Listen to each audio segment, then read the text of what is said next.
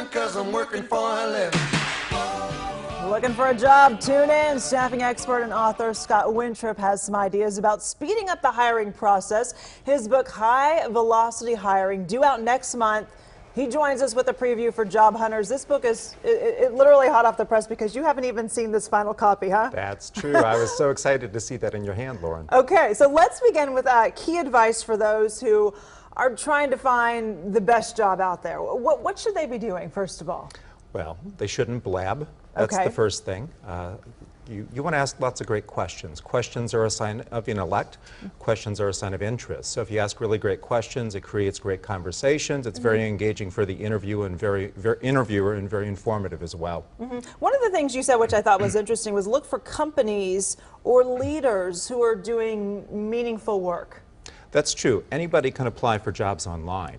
If you really want to go after great jobs, you look for great companies. So you look at what they're doing in the community. You look at kind of what the products, the services that they're creating, and you find the ones that resonate for you and go after those jobs. Like, for instance, a company that might be giving back or some sort of nonprofit or something. Absolutely. Because if you're working for them, chances are you'll wind up being happy in the end, right? That's true. If they're giving back, they're probably giving to their employees as well.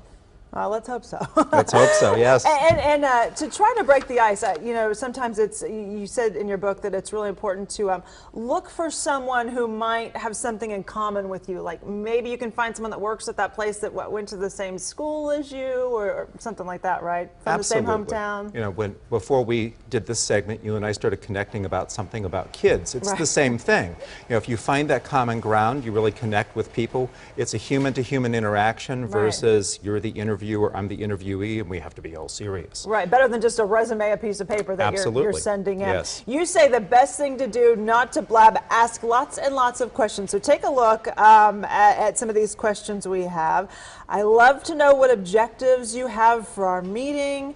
Why me? Why now? What would success look like for someone in this role? These are things that you can really ask to impress someone, right? Absolutely, and then you can actually, as the interviewee, take the answers you get and just flip those into more questions. So it proves that you're listening, digs deeper, shows that you're interested in what they have to say, and it creates a very meaningful conversation. So if they say, well, do you have any questions, and you don't have any, that's probably not a good sign. Bad sign. You know, great questions, have a plan, 8 to 10, specifically about the company, but also things you're interested in as well.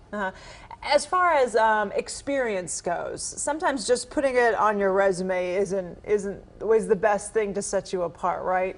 No, what sets you apart is how you behave in the interview. So for example, if somebody asks you for information or asks about your experience, you could maybe, a sales job is a good example. Instead of talking about your experience, you could say, let me show you how I do that.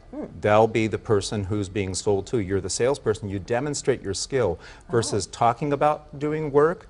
It's not as fulfilling. Showing how you do work, very, very enlightening to the interviewer. Oh, that's good. And also having stuff to back it up, like saying, you know, from the results, I guess, that you've produced over the years. Right? Oh, so true. You know, most people were taught by their mamas or their daddies not to brag. Interviewing is formalized bragging. So thinking ahead of time, what are the 5 to 10 things that you've accomplished in your career and being prepared for those? Oh, there you go. Okay, you can find a link to Scott Wintrip's firm and also his upcoming book that's out soon.